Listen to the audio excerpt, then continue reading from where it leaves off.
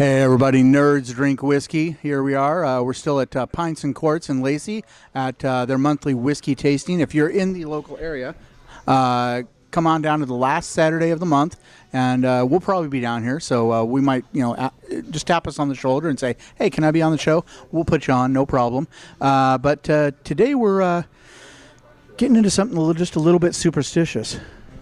Yeah, we're traveling to the town of Jura, where they're make this scotch. You can grab the mic. You're loud. You've got sweaty palms. Wow. So we've got this scotch here, and it's a tiny village, and they're people cling close to their ways, and so black cats and broken mirrors and all that. So named their whiskey after it. Cool.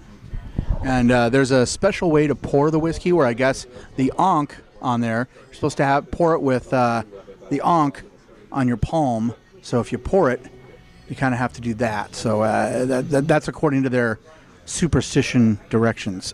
So, anyways, everybody around us currently knows the age statement on this, but we don't. We're going to try it first and see what we think, then be informed on what the age is. So here it goes. Jura.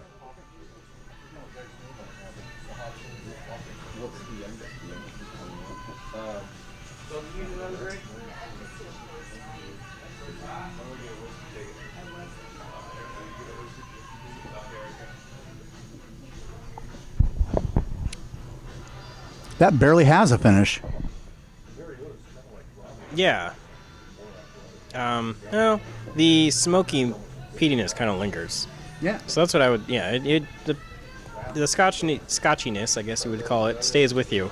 You can definitely tell it's a scotch, and it claims to be lightly peated and with a sweetness to it, which I guess I can believe. I wouldn't say it's a heavy peat, but what do you think, peatiness-wise? This is probably the mildest finish I think I've ever had in a whiskey.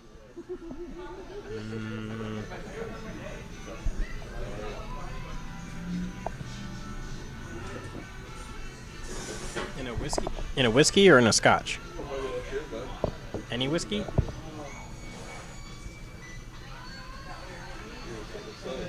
Any whiskey. Okay. This stuff goes down like water. I don't find it that smooth, but I mean it's pretty good. So, but yeah, you fried your palate on the last one in my mind. Yeah. I don't think so, because that was a pretty mild finish too. So, but yeah, I mean this is. I don't like a really strong bite to my whiskey, but I'd kind of like just a little bit more than I think that has. This is good, but I think maybe it's too good for my white trash palate. Well, I can tell that there's alcohol in there. It's not, you're not sipping tonic water. No. But, it's got enough bite in my mind. I'm not looking for like an extra burn going down. I can still feel it. So, I'm not sure. Okay. It is. So 43, and it's 43%. So a little more than minimum. Okay. So now that we tried it, now that we've given our opinion, now can the camera woman actually let us know what the age statement is? I'm not surprised at all. That explains a lot. Yeah, that's why it's got the real smooth finish on the end there. Yeah. Okay.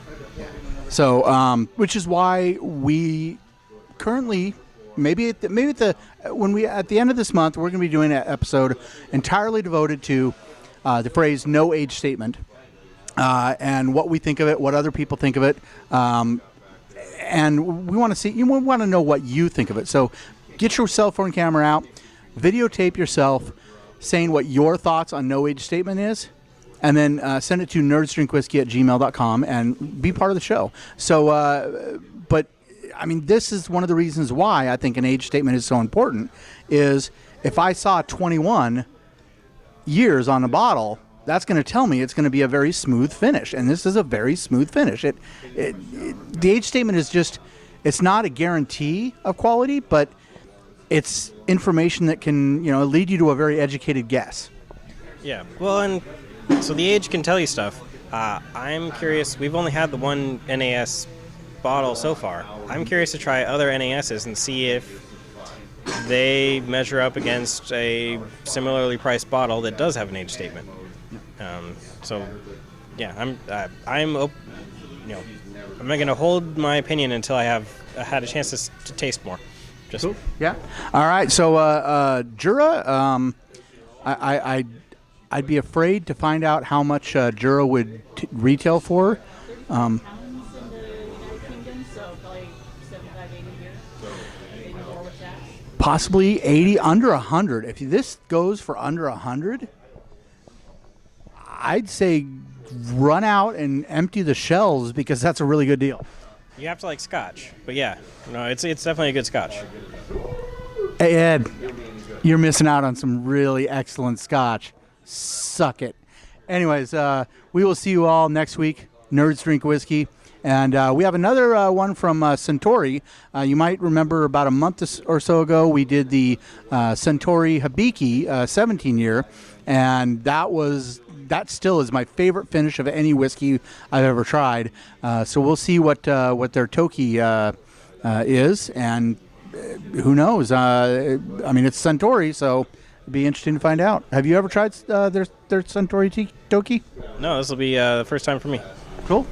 All right, so see you next week for Centauri Toki.